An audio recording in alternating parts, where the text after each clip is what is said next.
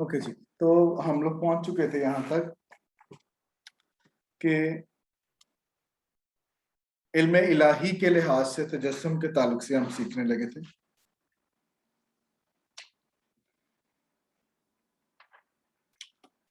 और जब हम इल्म इलाही के ताल्लुक से तजस्सुम की बात करते हैं तो हमें यहाँ पे तीन बयानात जो हैं वो नजर आते हैं। नंबर वन पौलुस का पतरस के मुताबिक और यूहन्ना के मुताबिक।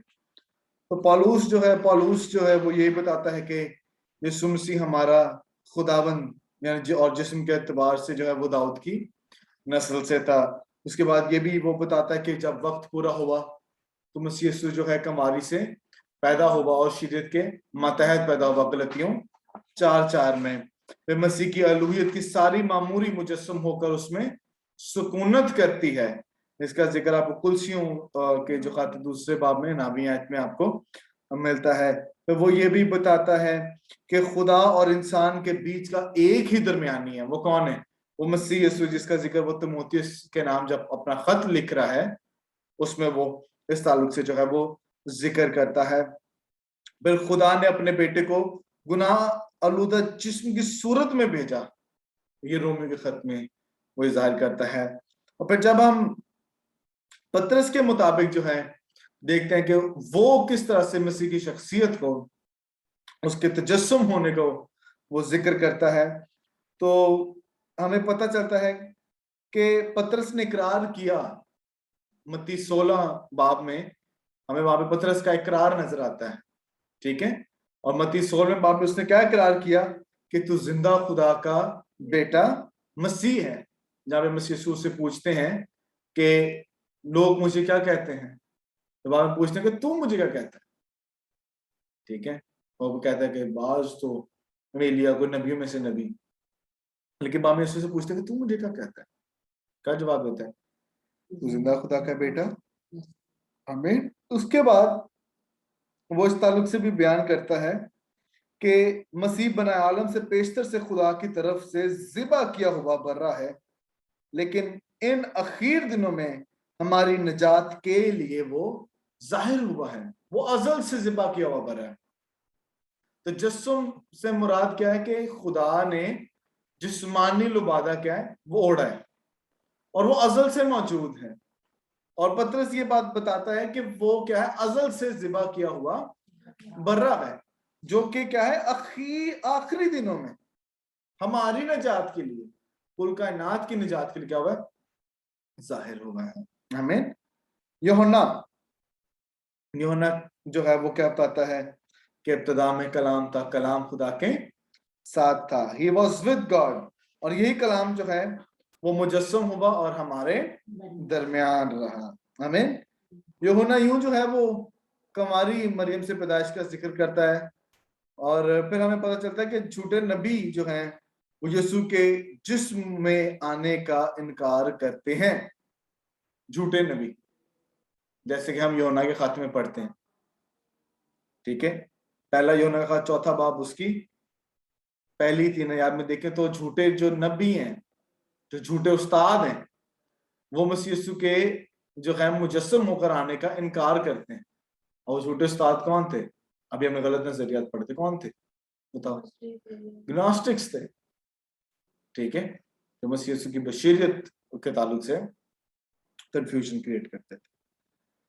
तो मत्ती की इंजील यीशु मसीह को इब्ने दाऊद के तौर पे पेश करती है। कैसे पेश करती है? इब्ने दाऊद के तौर पे। मरकज जो है वो इब्ने इंसान के ताल्लुक से वो पेश करता है, या सादा लफ्जों में खादिम के तौर से वो पेश करता है, ठीक है। उसके बाद जो है हमें पता चलता है कि लूका जो है वो यीशु को इब्ने आदम के तौर पर पेश करता है, और यूहन्ना जो है वो यीशु मसीह को बतौर खुदा पेश करता है। ओके, अब मुजस्सम होने की जरूरत के ताल्लुक से सीखते हैं कि आखिर जरूरत क्या थी। तो हमने ये सीखा है कि इंसान गुनाह में घिरा हुआ था, उसमें एक ओरिजिनल सिन था। ओरिजिनल सिन की जब डॉक्ट्रिन हम सीख रहे थे तो हम क्या सीखते हैं, हम अपने गुनाह करने की वजह से गुनाहगार नहीं है, क्योंकि गुनाहगार हैं इसलिए हम क्या करते हैं, गुनाह करते हैं। और ओरिजिनल सिन क्या होता है जी, क्या था ओरिजिनल सिन? मरूसी गुनाह। तो क्या वो किस तरह से आगे बढ़ता है? आदम से, आदम की नस्ल से। तो बेसिकली आदम की नाफरमानी के सबब से सब में वो आ जाता है।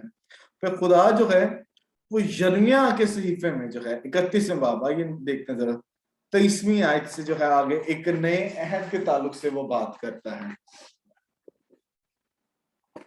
यिर्मयाह 31वां बाब।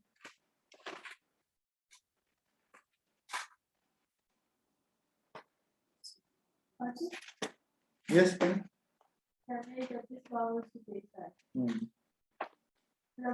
इसराइल का खुदा यूं फरमाता है कि जब मैं उनके असीरों को वापस लाऊंगा तो वो यहूदा के मुल्क और उसके शहरों में फिर यूं कहेंगे, ऐ सदाकत की मस्कन, ऐ कौने मुकद्दस, खुदावंद तुझे बरकत बख्शे। और यहूदा और उसके सब शहर उसमें इकट्ठी सकूनत करेंगे। किसान और वो जो गले लिए फिरते हैं, क्योंकि मैंने थकी जान को आसूदा और हर गंभीर रूह को सैर किया है। अब मैंने बेदार होकर निगाह की और मेरी नींद मेरे लिए मीठी थी। देखो वो दिन आते हैं, खुदावंद फरमाता है, जब मैं इस्राएल के घर में और यहूदा के घर में इंसान का बीज और हैवान का बीज बोऊंगा। और खुदा फरमाता है, जिस तरह मैंने उनकी घात में बैठकर उनको उखाड़ा और ढाया और गिराया और बर्बाद किया और दुख दिया, उसी तरह मैं निगहबानी करके उनको बनाऊंगा और लगाऊंगा।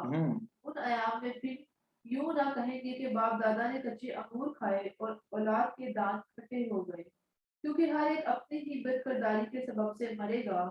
हर एक जो कच्चे अंगूर खाता है उसी के दांत खट्टे होंगे। देखो वो दिन आते हैं, खुदावंद फरमाता है, जब मैं इस्राएल के घराने और यहूदा के घराने के साथ नया अहद बांधूंगा, उस अहद के मुताबिक नहीं जो मैंने उनके बाप दादा से किया, जब मैंने उनकी दस्तगीरी की ताकि उनको उनके मिस्र से निकाल लाऊं। और उन्होंने मेरे उस अहद को तोड़ा, अगरचा मैं उनका मालिक था, खुदावंद फरमाता है। बल्कि ये वो अहद है जो मैं उन दिनों के बाद इस्राएल के घराने से बांधूंगा। खुदावंद फरमाता है, मैं अपनी शरीयत उनके बातन में रखूंगा और उनके दिल पर उसे लिखूंगा, और मैं उनका खुदा होऊंगा और वो मेरे लोग होंगे। और वो फिर अपने अपने पड़ोसी और अपने अपने भाई को ये कहकर तालीम नहीं देंगे कि खुदावंद को पहचानो, क्योंकि छोटे से बड़े तक वो सब मुझे जानेंगे, खुदावंद फरमाता है, इसलिए कि मैं उनकी बदकिरदारी को बख्श दूंगा और उनके गुनाह को याद ना करूंगा। आमीन। सो अब यहाँ पर हमें पता चलता है कि इसराइल और यहूदा की जो है पस्तहाली के ताल्लुक से, ठीक है। और फिर खुदावन क्या वादा करता है 31वीं आयत में कि मैं इसराइल के घराने और यहूदा के घराने के साथ क्या बांधूंगा, एक नया अहद बांधूंगा। और नया अहद किसके वसीला से बांधूंगा? उसने ये कहा कि मैं बांधूंगा, ठीक है। और वो उसने अपने इकलौते बेटे हमारे खुदावंद यीशु मसीह के वसीला से जो है उसने बांधा है। हमें और मुजस्सम होने की जरूरत इसलिए भी थी कि एक नया अहद जो है वो बांधा जाए, खुदा खुद आकर वो अहद बांधे। जब हम अनकंडीशनल कवेनेंट देखते हैं अब्राहम का, क्या होता है? हाँ जी मिस निशा, अब्राहम के साथ जब अनकंडीशनल कवेनेंट बांधा गया तो क्या हुआ था?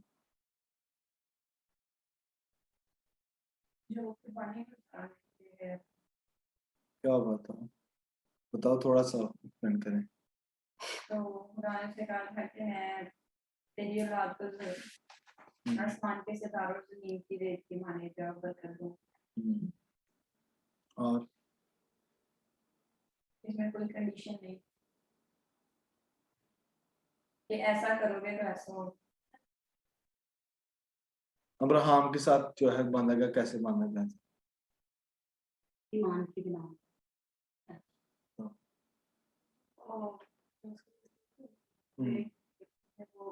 जानवर को हिस्से में काट कर दी, अलग किया और खुदा जो आप शोला आपका उसमें से होके गुजरते हो एग्जैक्टली अब वहां पर और वो अहद जो दो पार्टीज होती थी, जब अहद बांधा जाता था तो एक पार्टी इधर जाती थी, एक पार्टी दूसरी तरफ ऑपोजिट डायरेक्शन में, लेकिन उधर अब्राहम को क्या ही नींद आई, खुदा उसमें से गुजरा है। ठीक है, सो यहाँ पर भी खुदा कहता है कि मैं उनके साथ एक नया अहद बांधूंगा। और उसने अहद जो है अपने बेटे खून के वसीला से, सो खुद जिस्मानी लिबादा ओढ़ना जरूरी था। ओके, फिर कोई चाहिए था कि उनको उनकी गुनाह की फितरत से छुड़ाने वाला बने। ठीक है, कोई चाहिए था कि जो आदमियों के लिए मर जाए, कोई आदमियों के लिए मरे, इंसान के लिए मरे। ठीक है, और वो जो मरे वो बेऐब और बेदाग होना चाहिए था। और खुदा को जिस्मानी सूरत में जो है वो इस दुनिया में आना पड़ा। और फिर जब वो आया है तो अहद की गवाही उस वक्त कारआमद होती है जब कोई शख्स मर जाता है। मसीह यीशु ने यही कहा था ना कि जब तक गेहूं का दाना जमीन में जाकर मर नहीं जाता वो बहुत सा फल नहीं लाता। याद है कि नहीं? सो मरना बहुत जरूरी था नए अहद की तस्दीक के लिए। आज बहुत से लोग गलत तालीमात देते हैं कि नया अहद तब स्टार्ट हुआ जब मसीह यीशु बाला खाना में थे। यहाँ पे मसीह यीशु ने कहा कि ये मेरा खून है, ये मेरे खून में एक नया अहद। वहां पे नए अहद के बारे में बताया जा रहा है। खून जब बहाया गया, जब मरा, तब नए अहद की तस्दीक हुई। तस्दीक के लिए क्या जरूरी था? अब्राहम के अहद में चले जाओ, जो फजल का अहद। तस्दीक कैसे हुई है? ब्लड से। इधर भी तस्दीक कब हुई? जब ब्लड हुआ है। ओके, तो मुजस्सम होकर आने की एक जरूरत ये थी ताकि जो है हमें गुनाह की फितरत से आजाद किया जाए। ओके, अब मुजस्सम का अमल के ताल्लुक से हम सीखेंगे, और इसके लिए हम फिलिपियों के खत में जो है वो जाएंगे। फिलिपियों का खत खोल लीजिए आप साथ मेरे। फिलिपियों का खत है, फिलिपियों के नाम पौलुस रसूल का लिखा हुआ खत, उसका दूसरा बाब, उसकी 6ठी आयत से लेकर 8वीं आयत तक। फिलिपियों उसका दूसरा बाब और उसकी 6ठी आयत। यस, उसने अगरचे खुदा की सूरत पर था, खुदा के बराबर होने को कब्जा में रखने की चीज ना समझा, बल्कि अपने आप को खाली कर दिया और खादिम की सूरत अख्तियार की और इंसानों के मुशाबा हो गया और इंसानी शक्ल में जाहिर होकर अपने आप को पस्त कर दिया और यहाँ तक फर्माबरदार रहा कि मौत, बल्कि सलीबी मौत मुबारक की। ओके, अब यहाँ पे आपने 7 पॉइंट्स मेमोराइज करने हैं फिलिपियों के खत में से मुजस्सम के अमल के ताल्लुक से। नंबर 1 क्या है कि वो क्या था? खुदा की सूरत पर था। फिर नंबर 2, खुदा के बराबर होने को कब्जा में रखने की चीज ना समझा। उसके बाद नंबर 3, बल्कि अपने आप को खाली कर दिया। उसके बाद नंबर 4, खादम की सूरत या शक्ल इख्तियार की। फिर नंबर 5, इंसानों के शाबा हो गया। फिर नंबर 6 क्या है? अपने आप को फरोतन कर दिया। नंबर 7, मौत तक फरमाबरदार रहा, यहां तक के सलीबी मौत का शिकार हुआ। ओके, तो ये आपको याद रखना जो है जरूरी है कि मुजस्सम का अमल जो है वो हमें यहाँ पर इन बातों में नजर आता है। फिलिपियों के खत में पौलुस रसूल बड़ी गहराई से जो है इन बातों को जो है वो कलमबंद करता है। आमीन। तो जब हम मुजस्सम का ये अमल को स्टडी करते हैं तो यहाँ पर बाज़ औक़ात बहुत से लोग कहते हैं अच्छा जी वो तो खुदा की सूरत पर था, फिर उसने अपने आप को खाली कर दिया, इसका मतलब ये वो खुदा नहीं रहा। पर ऐसे जो है ये गलत जरियात हमें जो है वो नजर आते हैं। ठीक है, हमें मुजस्सम की जरूरत भी नजर आती है। ठीक है, और मुजस्सम का जो है वो टेक प्लेस करना वो भी हमें जो है वो दिखाई देता है। अब इल्म इलाही के लिहाज से जो है इसके जो झूठे कुछ नजरियात भी जो है हमें नजर आते हैं कि इस तजस्सुम के अमल से वो यही नजर आता है कि उसने अलूहियत के एतबार से अपने आप को खाली किया। ठीक है, ये झूठा एक नजरिया हमें नजर आता है कि यीशु मसीह ने जो है अलूहियत के एतबार से अपने आप को क्या कर दिया? खाली कर दिया। और ये कहते थे कि अलूहियत जो है वो बशीरियत में मतलब नहीं हो सकती, लेकिन यीशु मसीह मुजस्सम खुदा भी था। आमीन। यीशु मसीह खुदा भी है। और उसके बाद के इलाही औसाफ के एतबार से उसने अपने आप को खाली कर दिया। अब ये जब आप कहते हैं कि जी इलाही और साफ के एतबार से, ठीक है, अपने आप खाली कर दिया, यानी कि उसमें फिर लव भी ना रहा, ट्रुथ भी ना रहा, होलीनेस भी ना रही, लाइफ भी ना रही। खुदा तो जिंदगी रखता है, खुदा तो पाक खुदा है, खुदा तो मोहब्बत है। तो फिर मतलब ये जो इलाही और साफ हमें नजर आते हैं, तो फिर क्या वो इनसे भी खाली हो गया? नो। लव हमें नजर आता है, सलीबी मौत। होलीनेस हमें जाहिर होती है, कोई उसमें गुनाह नहीं था। और पतरस तो कहता है कि उसके मुंह से गुनाह कभी निकला भी ना था, और फिर उसके अंदर जिंदगी थी, उसके पास जिंदगी थी, वो जिंदगी देता हमें।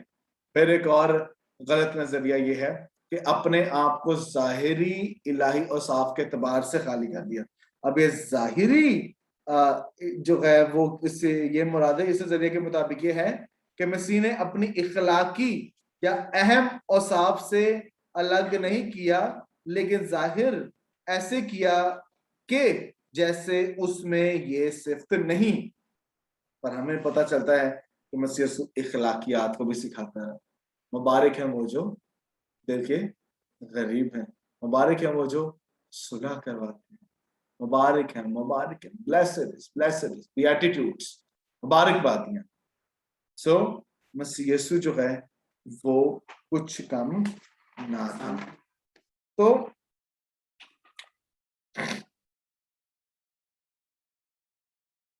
इससे पहले एक पॉइंट है, वो है कि यीशु मसीह, अब जब हमने फिलिपियों का खत अभी स्टडी किया उसके उस सेक्शन में से, तो हमें 7 पॉइंट्स मिले हैं। कितने मिले? 7 पॉइंट्स मिले हैं। तो उसमें हमें अलूहियत का पहलू भी नजर आता है, फिर फरोतनी का पहलू भी नजर आता है, फिर मसलूबियत का पहलू भी नजर आता है। ओके, अलूहियत का पहलू क्या हमें नजर आता है कि अगरचे वो खुदा की सूरत पर था।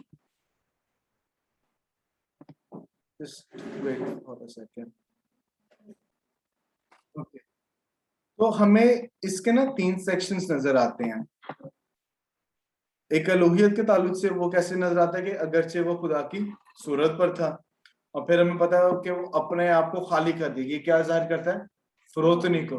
और फिर मसलूबियत को क्या जाहिर करता है कि मौत तक फर्माबरदार रहा, यहाँ तक के सलीबी मौत। और फिर जब है हमने झूठे नजरियात देखे, ठीक है, तो वो क्या है कि यीशु मसीह जो है वो कुछ कहते हैं कि यीशु मसीह ने अलूहियत के एतबार से अपने आप को क्या कहते हैं, बिल्कुल खाली कर दिया। अलूहियत बशीरियत में हो सकती है मगर मौकूफ नहीं हो सकती, यीशु जिसमें भी खुदा है।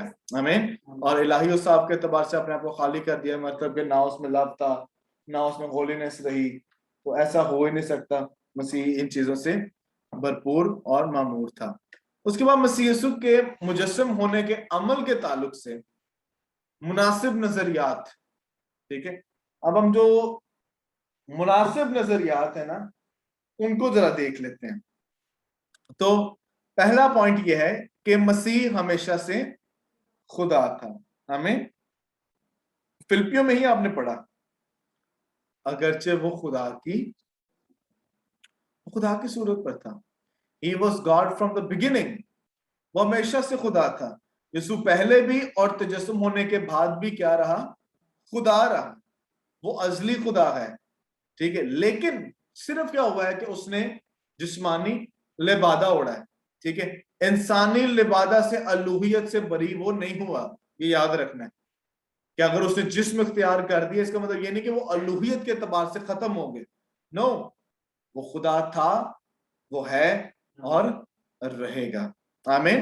तो वो हमेशा से खुदा था।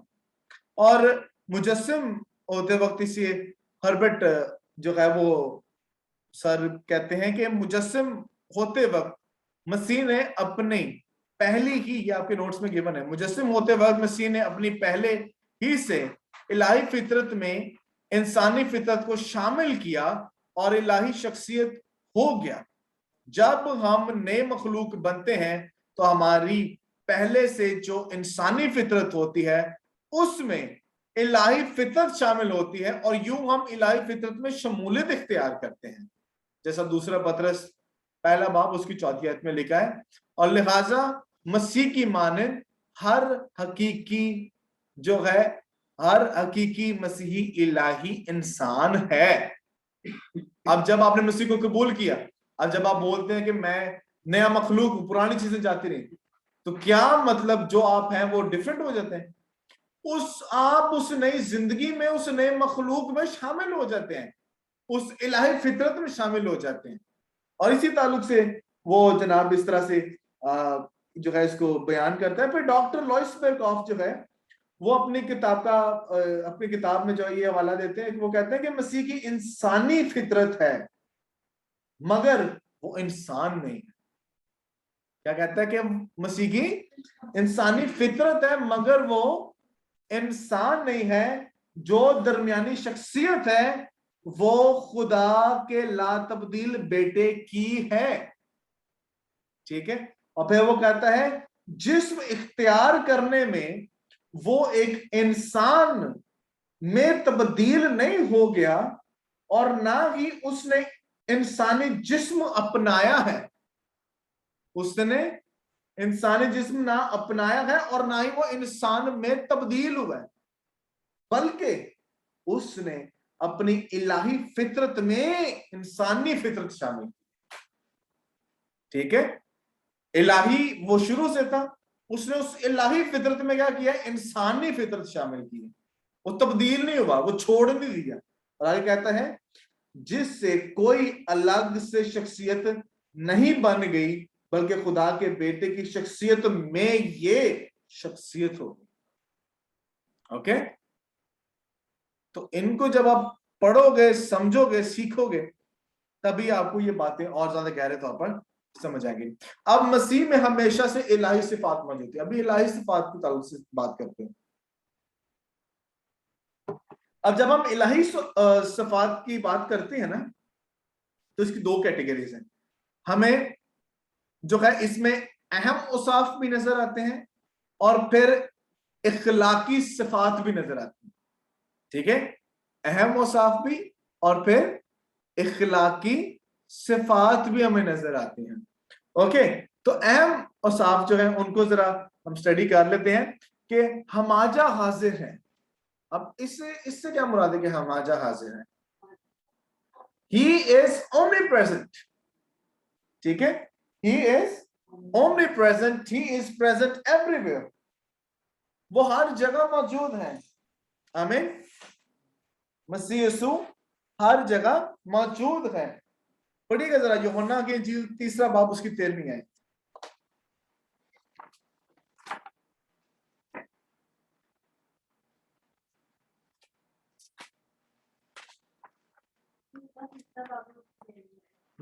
और आसमान पर कोई नहीं चढ़ा सिवा उसके जो आसमान से उतरा, यानी इब्ने आदम जो आसमान में है। आसमान वो है किधर? जमीन पर। बाद में आसमान पर भी है। और फिर जब हम यूहन्ना की इंजील पहले बाब को पढ़ते हैं तो वहां पर हमें एक और चीज मिलती है। इकलौता बेटा जो बाप की गोद में, अब था तो वो जमीन पर लेकिन गोद में भी है। सो ही इज ओमनी प्रेजेंट, वो हर जगह मौजूद है। फिर मसीह यीशु ने यह भी कहा था कि जहां 2 या 3 मेरे नाम से जमा होंगे मैं उनके बीच मौजूद हूं। He is present. आमीन। He is omnipresent. बाद में जो है वो है आपको मिलता है साहिबे कुदरत है। क्या है? ही इज ओमनीपोटेंस, वो साहिब कुदरत है। यूहन्ना की इंजील 6 बाब उसकी 36वीं आयत। लेकिन मैंने तुमसे कहा कि तुमने मुझे देख लिया, फिर भी ईमान नहीं लाते। फिर भी तुम, अब वो कह रहा है तुमने मुझे देखा कि मैं इख्तियार से मौजात करता हूं। ठीक है। मैं अंधों को बिनाई देता हूं, लंगड़ों को चलाता हूं, ठीक है, कोड़ियों को पाक साफ करता हूं, मुर्दों को जिलाता हूं। He had that authority. आमीन। उसके बाद आलमे कुल था। अब आलमे कुल से क्या मतलब है? ओमनिसाइंस के उसको जो है यीशु मसीह सब लोगों को जानता था, यहां तक कि कुछ इंसान में भी है कि वो इंसान में है, इंसानी फितरत में है, वो खुद इंसान है, कामिल इंसान है, बट स्टिल एलोहियत के एतबार से वो सब कुछ जानता था। आमीन। ही न्यू एवरीथिंग। यूहन्ना की इंजील 2 बाब 24 में आए, पढ़िएगा। लेकिन यीशु अपनी निस्बत उन पर इतबार ना करता था, इसलिए कि वो सबको जानता था। सबको जानता था। ही न्यू एवरीथिंग। और जी और उसकी हाजत ना रखता था कि कोई इंसान के हक में गवाही दे, क्योंकि वो आप जानता था कि इंसान के दिल में क्या क्या है। यस, ही न्यू कि उसके दिल में क्या क्या है। उसके बाद यीशु मसीह यकसा है। आमीन। इम्यूटेबल, इंग्लिश का वर्ड है इसके लिए इम्यूटेबल। ठीक है, यीशु मसीह यकसा है। अब्रानियों 1 बाब 12 है, सबको याद है। यीशु मसीह कल, आज, बल्कि अब तक। आमीन। कुछ लोग इसे बोलते हैं आज कल बल्कि अब तक। नो, कल, आज, बल्कि yesterday, today and forever. He is the same. He is immutable. He is unchangeable. वो बदलता नहीं है। इंसान बदलता है, उसकी मोहब्बत में तब्दीली नहीं आती। क्यों? Because he is unchangeable. आमीन। उसके बाद हमें नजर आता है कि यीशु खुद ही सब कुछ है। आमीन। He himself is everything. आमीन। वो खुद में सब कुछ है। वो सेल्फ एग्जिस्टिंग है, वो सेल्फ एग्जिस्टेंट है, वो सेल्फ एग्जिस्टिंग है। आमीन। सेल्फ एग्जिस्टिंग से जो है मुराद यह है कि यीशु ने ये कहते हुए इंसान को हमेशा की जिंदगी की पेशकश की कि ये मुझ में है, वो जिसके पास खुदा का बेटा है उसके पास जिंदगी है। आमीन। इसके पास बेटा है, उसके पास क्या है? He has the life. क्यों? क्योंकि बेटा आप में जिंदगी रखता है। वो सेल्फ एग्जिस्टिंग है, उसको किसी ने बनाया नहीं। ठीक है, हमें गलत नजरिया मिला था जो कहता है कि नहीं जी, मसीह यीशु जो है, हाँ वो सब मखलूकात से अफजल है, पर वो खालिक नहीं है, मखलूक है। नो, मखलूक जिंदगी दे नहीं सकता, जिंदगी हमेशा खालिक दे सकता, और मसीह से खालिक है। सब चीजें उसमें उसके वसीला से बनी हो। कोई भी ऐसी चीज नहीं जो उसके वसीला के बगैर वो सब चीजों को संभालता, कायम रखता है। क्यों? Because he is self existing God. आमीन। उसके बाद वो अजली है, इसके लिए इंग्लिश वर्ड है दैट ही इज इटर्नल। यीशु मसीह खुदा का अजली बेटा है। वो उन सबको जिंदगी बख्शता है जो यीशु मसीह के वसीला से बाप पर ईमान लाएंगे। आमीन। यीशु मसीह अल्फा ओमेगा, इब्तिदा इंतहा, अजलियो अबदी है। आमीन। अब इखलाकी सिफात जरा देखना। अभी हमने क्या पढ़े? अभी हमने 6 जो है अहम औसाफ स्टडी किए। अब हम इखलाकी सिफात को जरा स्टडी करते हैं। तो इखलाकी सिफात में क्या आता है? पाकीज़गी, रास्तबाजी, मोहब्बत, वफादारी। पाकीज़गी के एतबार से देखें तो जी देखिएगा, मरकज की इंजील 1 बाब उसकी 24वीं है। होलीनेस के एतबार से जी, कि ऐ यीशु नासरी, हमें तुझसे क्या काम? क्या तू हमको हलाक करने आया है? मैं तुझे जानता हूँ कि तू कौन है। खुदा का कदूस है। खुदा का। अब ये कह कौन रहा है? ये बदरूह कह रही कि तू क्या है? खुदा का कदूस। कदूस का मतलब क्या है? The Holi one. आमीन। दूसरा क्या मतलब है? जो पाक है। तो जरा पढ़िएगा मुकाशफा 4 बाब उसकी 8वीं। और इन चारों जानदारों के 6 पर हैं और चारों तरफ और अंदर आंखें ही आंखें हैं, और रात दिन बगैर आराम किए ये कहते रहते हैं कि कदूस कदूस। क्यों बुलाते हैं? Because Jesus is Holi. आमीन। बदरूहें उसकी गवाही देती हैं, इंसान उसकी गवाही देता है, रसूल उसकी गवाही देते हैं, अंबिया कराम उसकी गवाही देते हैं, और खुदा खुद भी गवाही देता है। क्या गवाही दे रहा है वो? ये मेरा प्यारा बेटा जिससे मैं खुश हूं। आमीन hallelujah. Hallelujah So he is a holy God. उसके बाद उसकी righteousness, रास्तबाजी पढ़िएगा, पहला ग्रंथियों पहला बाब 30वीं है, बहुत ही मशहूर आयत है जी। लेकिन तुम उसकी तरफ से मसीह यीशु में होकर जो हमारे लिए खुदा की तरफ से निकट ठहरा, यानी रास्तबाजी और पाकीज़गी और मुखलसी। रास्तबाजी, पाकीज़गी और मखलसी। मसीह हमारी रास्तबाजी है, वो खुद रास्तबाज था। He is righteous और वो हमारी रास्तबाजी। आमीन। आमीन वो जो गुनाह से वाकिफ ना था। आमीन। और उसके बाद पहला यूहन्ना पहला बाब उसकी पहली 2 आयत। और ये जिंदगी जाहिर हुई और हमने उसे देखा और उसकी गवाही देते हैं, और इसी हमेशा की जिंदगी की तुम्हें खबर देते हैं जो बाप के साथ थी और हम पर जाहिर हुई। वाह। उस जिंदगी की वो क्या दे रहे हैं? वो गवाही दे रहे हैं। What are they giving the testimony? कि मसीह यीशु क्या है? वो पाक है, वो रास्तबाज है। आमीन। उसके बाद मोहब्बत, ये सब कोई हवाला याद है, यूहन्ना 3:16, खुदा ने दुनिया से।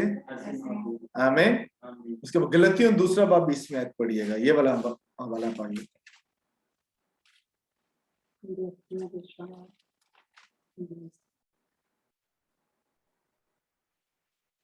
मैं मसीह के साथ मसलूब हुआ हूँ, और अब मैं जिंदा ना रहा बल्कि मसीह मुझ में जिंदा है। और मैं जो अब जिसमें जिंदगी गुजारता हूँ तो खुदा के बेटे पर ईमान लाने से गुजारता हूँ, जिसने मुझसे मोहब्बत रखी और अपने आप को मेरे लिए मौत के हवाला कर दिया। जिसने मुझसे और अपने आप को मौत के। Praise God. So यीशु मसीह कामिल मोहब्बत थी जो जाहिर हुई है, उसमें भलाई, फजल, रहम, तरस और मेहरबानी भी शामिल है, और ये सभी वही हैं जो खुदा की मोहब्बत की तस्वीर करते हैं। आमीन। उसके बाद क्या है? वफादारी। जी देखिएगा यूहन्ना 14वां बाब उसकी 6ठी आयत।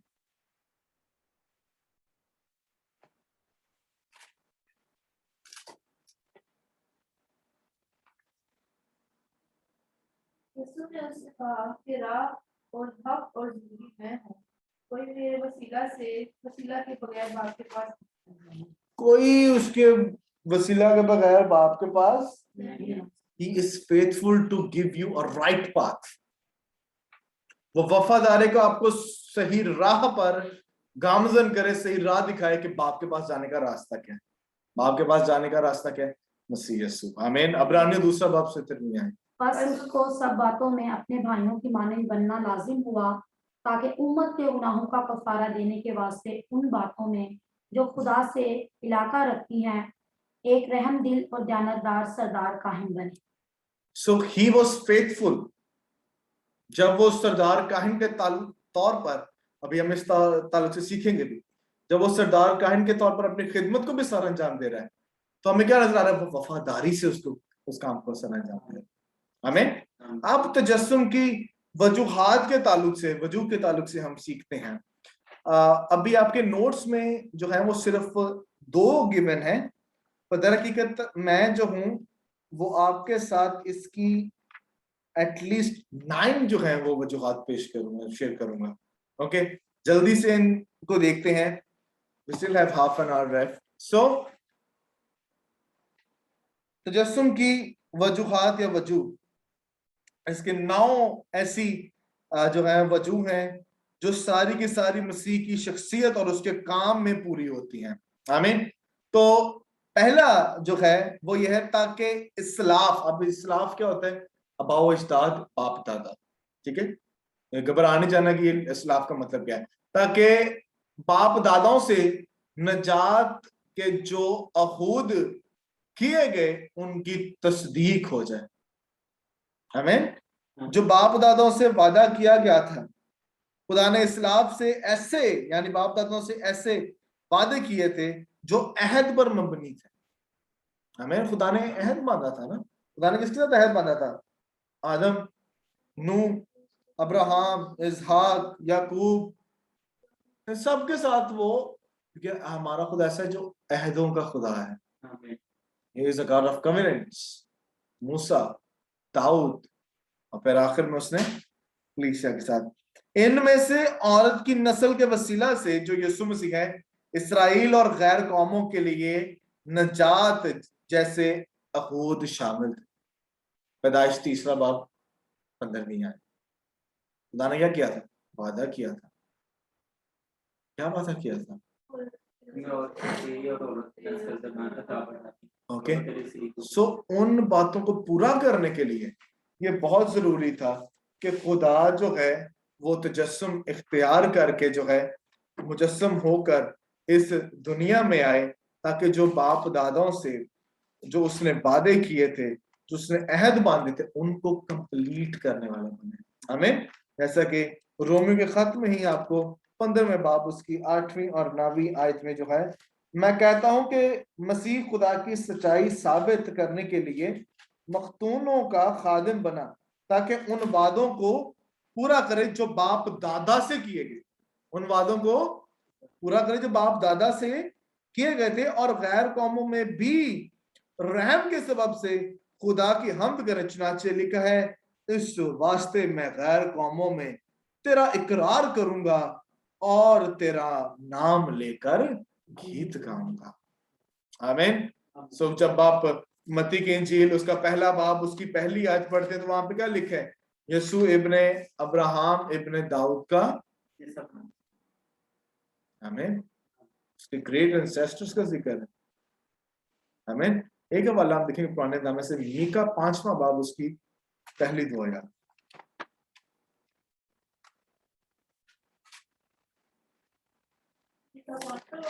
जी जी जी। आए बिनते अब कोडों में जमा हो, हमारा मुहासबा किया जाता है। वो इस्राएल के हाकिम के गाल पर छड़ी से मारते हैं, लेकिन ए बैतलहम अफराता, अगरचे तो यहूदा के हजारों में शामिल होने के लिए छोटा है, तो भी तुझमें से एक शख्स निकलेगा और मेरे हजूर इस्राएल का हाकिम होगा, और उसका मुस्तकिल जमाना साबित आयाम से है। ओके, सो उसका मस्दर जमाना है साबिक, ठीक है, हाँ, कदीमुल अयाम से है। बैतलहम अफराता, ठीक है, जब मसीह की पैदाइश का जिक्र किया जाता है तो जिस बैतलहम में पैदा हुआ था उसके और सबसे था वो क्या था? अफराता के इलाका में। ओके, सो ये बाप दादाओं से वादा किया गया था, ठीक है, वादा किया क्या? उस वादे को पूरा करने के लिए ये सब आगे काम करते हैं। फिर नंबर 2, तौरात, ज़बूर और नबियों के सहाइफ को पूरा करने के लिए मसीह हुआ है। आमीन। अब शरीयत कौन, कितनी शरीयत को? हाँ जी, सिर्फ इखलाकी शरीयत और रस्मी शरीयत को पूरा करने आया था। इखलाकी शरीयत लो जी, यीशु मसीह रस्मी शरई, ठीक है, इखलाकी, समाजी, जितनी भी शरीयत थी, पूरी की पूरी शरीयत जो आपको पहले 5 कुतुब में नजर आती है पुराने नामा की, पैदाइश से अस्तिस्ना तक, उन सब को उसने पूरा किया था। आमीन। उसके बाद ज़बूर की किताब जब आप पढ़ते हैं, ठीक है, तो उसी ताल्लुक से कि बहुत से ज़बूर मसीहाना मज़ामीर भी हैं। कोई बताओगे कि एक ज़बूर जिसमें मसीह की पिक्चर पेश की है? ज़बूर नंबर 2, ज़बूर नंबर 22, 72 ठीक है। सो बहुत से ऐसे ज़बूर हैं, ठीक है, उन्होंने मसीह के दुखों के ताल्लुक से और जलाल के ताल्लुक से जो है वो बात की है, उनको भी जो है वो पूरा करने आया था। आमीन।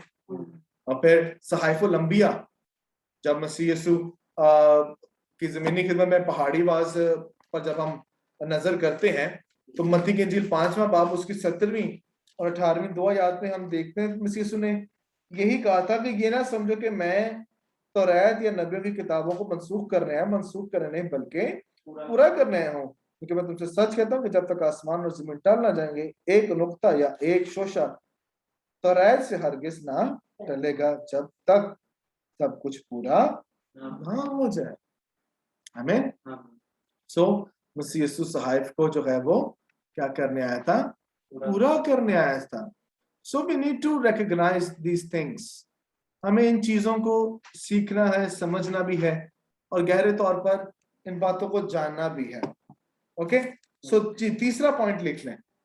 तीसरा पॉइंट है खुदा बाप के बारे में मुकम्मल मुकाशफा बख्शे।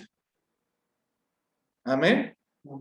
कि खुदा बाप के बारे में मुकम्मल मुकाशफा बख्शे।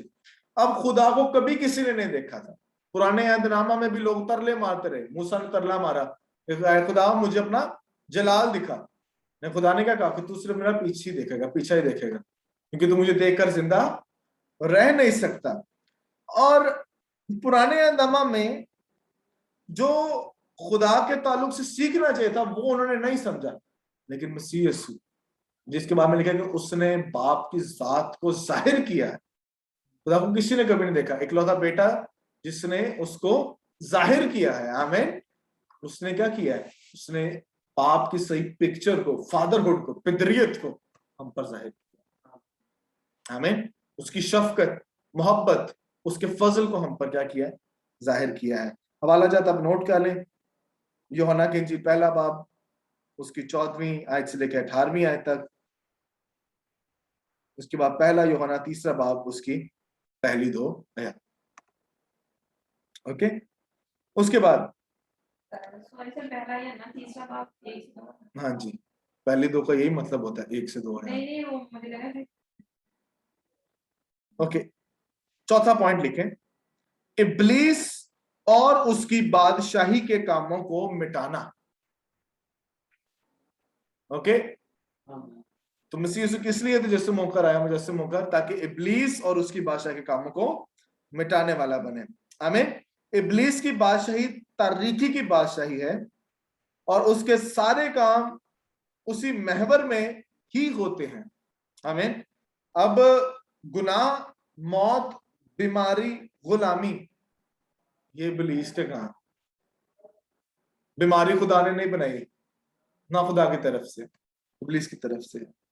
मौत खुदा ने क्रिएट नहीं की, इब्लीस की तरफ से। गुलामी खुदा ने नहीं बनाई, इब्लीस की तरफ से। ओके, और मसीह यीशु इब्लीस के कामों को मिटाने आया और उनको जो तारीकी की बादशाही में है निकाल कर उसने नूर की बादशाही में दाखिल कर दिया। आमीन। कमाली से पैदा हुआ ताकि वो लोग जो मौत के डर से गुलामी में थे को रिहा करने वाला, इस खराब जहां से अलग करने वाला बने, आपको इक्लीसिया बनाने वाला बने। इक्लीसिया का मतलब है अलग किए जाना। हमें टू सेट अपार्ट। तो आप हवाला जात नोट कर लें, इफिसियों 5वां बाब 11वीं आयत और अब्रानियों 2रा बाब उसकी 14वीं और 15वीं 2 आयत। ओके, 2रा बाब 14वीं 15वीं 2 आयत। उसके बाद 5वां पॉइंट लिखे आप, लिखने वाला काम ज्यादा है, ताकि कामिल और बेऐब जिंदगी गुजारे। अब इंसान कभी भी अभी तक कामिल तौर पर जिंदगी बसर नहीं कर पाया। क्यों? वो इसलिए गुनाहगार नहीं था क्योंकि वो गुनाह करता था, बल्कि गुनाहगार था इसलिए वो गुनाह करता था, ताकि कामिल और बेऐब जिंदगी गुजारे। वो इसलिए इस दुनिया में आया ताकि कामिल जिंदगी गुजारने वाला बने और एक रोल मॉडल दे सके कि हाँ, जो खुदा के साथ कनेक्टेड रहता है वो क्या हो सकता है, वो कामलियत में अपनी जिंदगी गुजार सकता है। हमें उसने एक रोल मॉडल दिया, वो हमारी तरह आजमाया गया, हमारी तरह उसमें जो है कमजोरियां भी थी, ठीक है, पर हमारी तरह उसमें गुनाह नहीं था। हमारी कमजोरियां थी कैसे, हमें नींद आती है, हमें भूख लगती है, प्यास लगती है, हम रोते हैं, हम हंसते हैं, ठीक है, हम जागते हैं, हम दौड़ते हैं, हम चलते हैं, ठीक है। जिस्मानी जो कमजोरियां थी वो भी मसीह यीशु के साथ अंदर थी, पर उसने ये जाहिर किया कि वो कामिल और बेऐब जिंदगी बसर करेगा। और आदम ने ऐसी जिंदगी गुजारी थी, ठीक है, जो कि गुनाह से लबरेज या भरी हुई थी, लेकिन मसीह यीशु ने ऐसी जिंदगी गुजारी जो कि रास्तबाजी और पाकीज़गी से मामूर है। आमीन। सो बाइबल के मुसन्निफीन इस बात की तस्दीक करते हैं कि मसीह यीशु ने एक पाकीज़ा जिंदगी गुजारी थी। हवाला जात नोट कर लें, पहला यूहन्ना 2 बाब उसकी 6 आयत, उसके बाद पहला पतरस 2 बाब उसकी 21वीं आयत, पहला यूहन्ना 2 बाब उसकी 6 आयत, पहला पतरस 2 बाब उसकी 21वीं आयत, उसके बाद मत्ती की इंजील 11वां बाब उसकी 29वीं आयत। 6 पॉइंट लिखें जी।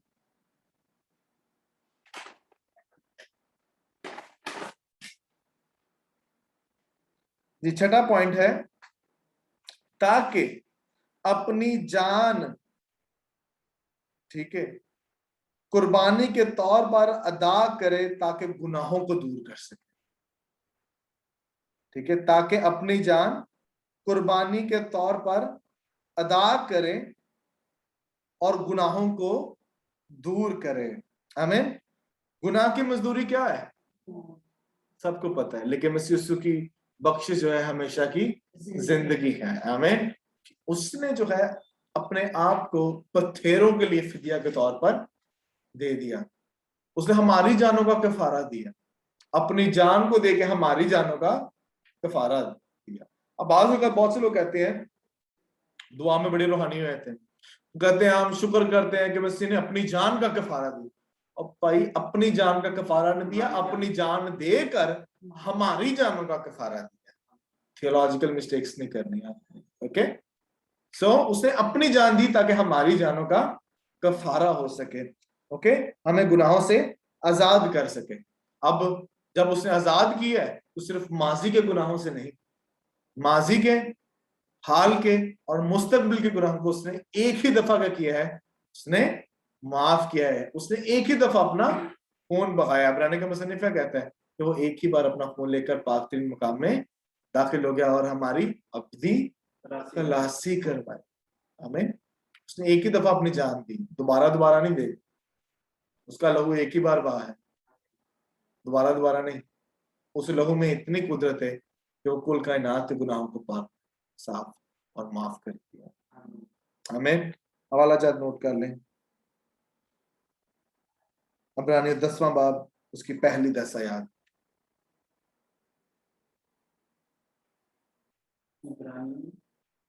10वां बाब उसकी पहली 10 आयत, उसके बाद दूसरा कुरिन्थियों 5वां बाब उसकी 21वीं आयत।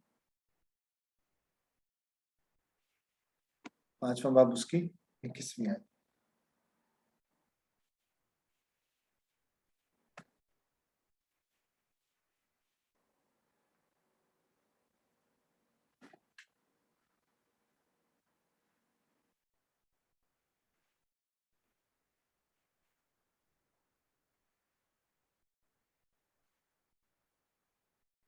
हम्म 7वां पॉइंट लिखे,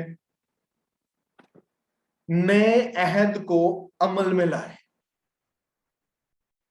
नए अहद को अमल में लाए। हवाला आपने पहले भी देख लिया, यिर्मयाह की मार्फत जो है खुदा ने जो बात की थी 31वें बाब की 31वीं आयत से लेकर 34वीं आयत तक, ठीक है। उस अहद को अमल में लाने के लिए मसीह यीशु मुजस्सम होकर आया। आमीन।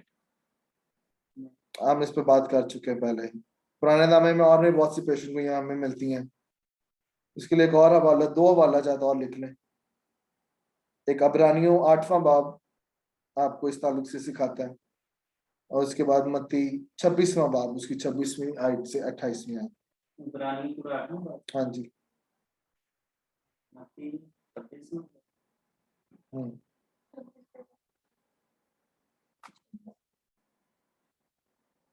इससे उसमें साइज में है। 8वां पॉइंट लिखें जी। अहदे अतीक में जो खिदमात थी उनको पूरा करना। अहदे अतीक में जो खिदमात थी उनको पूरा करने के लिए मसीह यीशु जो है वो मुजस्सिम होकर आया। तो इसमें जो है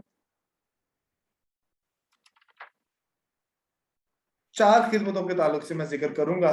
नंबर 1, काजी की खिदमत। ठीक है, नंबर 1 क्या है? काजी क्या करते थे? काजी इंसाफ करते थे। ओके, और काजी जो थे, जब कौम बनी इसराइल जो थी वो गुनाहों में, बदी में और गैर मबूदों की प्रस्तिश और पूजा करते थे, तो खुदा जब उनको फेंटा लगाता था, उनको डिलीवर करने के लिए खुदा काजी बर्पा करता था। और हम सब जो गुनाहों में मुब्तला थे, गुनाह के बंधनों में जकड़े हुए थे, मसीह यीशु ने हमें बतौर काजी छुड़ाया है, हमारा इंसाफ किया है। आमीन। हमें गुनाहों से निकाल के, बदी से निकाल के रास्तबाजी और पाकीज़गी में दाखिल करवाया है। आमीन। सो यूहन्ना की इंजील जो है वो खुसूसी तौर पर मसीह को काजी और निजात दहिंदा के तौर पर पेश करती है। हवाला जाता हूं उठकर लेख कज़ात की किताब 2 बाब उसकी 14वीं आयत। कज़ात 2 बाब उसकी 14वीं आयत। उसके बाद यूहन्ना की इंजील 5वां बाब 19वीं और 20वीं आयत। यूहन्ना की इंजील 5वां बाब 19वीं और 20वीं आयत। ओके जी, काजी की खिदमत। उसके बाद हमें नजर आती है एक नबी की खिदमत। ओके, नबी कौन होता है? नबूवत करने वाला। नबूवत क्या होती है? आने वाली बात को बताना या फिर किसी के नबी खुदा का मुंह। ठीक है, इसके लिए जो वर्ड है वो है प्रोफेसी, प्रॉफिट। प्रॉफिट क्या करता था? प्रोफेसी। ठीक है, तो प्रोफेसी का मतलब है बिफोर टाइम जो है वो उन बातों का बता दिया जाना। लेकिन जब हम ओल्ड टेस्टामेंट प्रॉफिट्स देखते हैं तो ना सिर्फ वो फ्यूचर की बातें बता रहे हैं, बल्कि खुदा का जो कलाम है, जो खुदा उनसे बात करना चाह रहा है उस प्रेजेंट सिचुएशन के ताल्लुक से, वो भी उन तक पहुंचाया जाता था नबियों की मार्फत। नबी क्या बोलता है? यिर्मयाह नबी, हिजकिय्याह नबी, दानियल नबी, खुदावंद यूं मानता है। ओके, सो मसीह यीशु भी एक नबी की खिदमत जो है वो पेश करता है अपने आप को नबी के तौर पर। और फिर मूसा की आमद से पेशतर जो है मसीह की एक तस्वीर जो है वो हमें पेश होती है कि वो कैसे खुदा का कलाम है। आमीन। मसीह को हम क्या कहते हैं? कल्लेमाए खुदा। मूसा को एक अरबी में एक लफ्ज लकब दिया गया, याद है किसी को? कलीमुल्लाह। कलीमुल्लाह। लेकिन मसीह यीशु कलीमुल्लाह नहीं, उससे बढ़ के है, वो कलमा खुदा है। आमीन। वो खुद कलमा है। आमीन। सो यीशु मसीह जो है वो बतौर हमें एक नबी जो है वो नजर आता है। मरकस की इंजील जो है वो खास तौर पर इस ताल्लुक से जो है मसीह को बतौर नबी जो है वो पेश करती है। हवाला जात लिख लीजिएगा 2।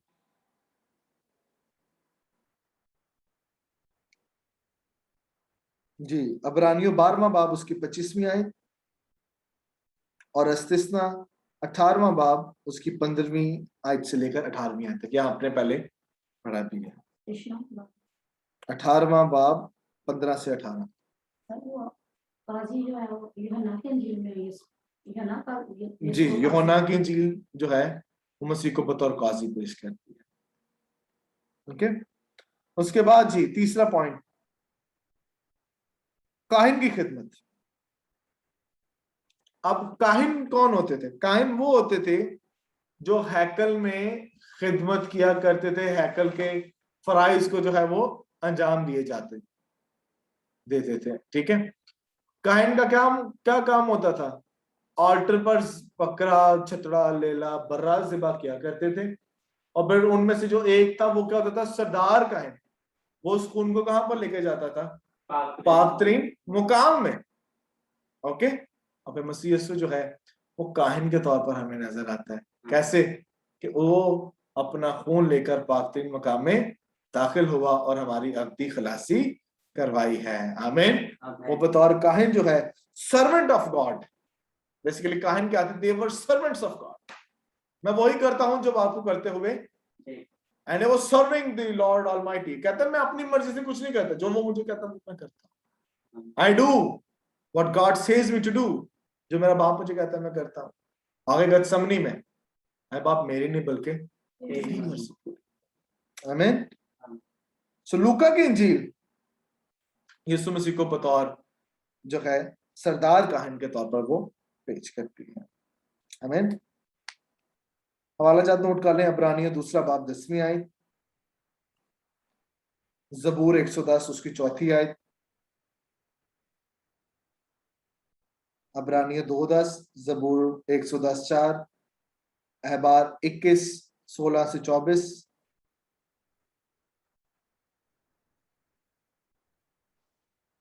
और मुकाशफा 1:6। मुकाशफा पहला बाब उसकी 6ठी आयत जी। उसके बाद बादशाह के तौर पर खिदमत। आमीन। सो हमें काजियों के दौर के बाद जो आखिरी काजी वो समूएल हमें नजर आता है। उसके बाद हमें बादशाहत का दौर नजर आता है, साउल से काम स्टार्ट होता है, और फिर इसराइल और यहूदा के बहुत से बादशाह होते हैं। ओके, और खुदा दाऊद से एक वादा करता है कि तेरा तख्त अब्दुल्लाबाद तक कायम रहेगा। आमीन। और खुदा जो है ये उससे अहद मानता है दाऊद से कि मेरा इकलौता बेटा तेरे तख्त पर बैठेगा और अब्दुल्लाबाद तक वो उसे कायम रखेगा। आमीन। सो मसीह बतौर बादशाह के तौर पर जो है वो अपनी खिदमत को सर अंजाम देता हुआ नजर आता है। काशफा की किताब बताते कि वो बादशाह नहीं बल्कि बादशाहों का बादशाह, खुदाबंदों का खुदा है। आमीन। और मत्ती की इंजील उससे बतौर बादशाह जो है वो पेश करती है।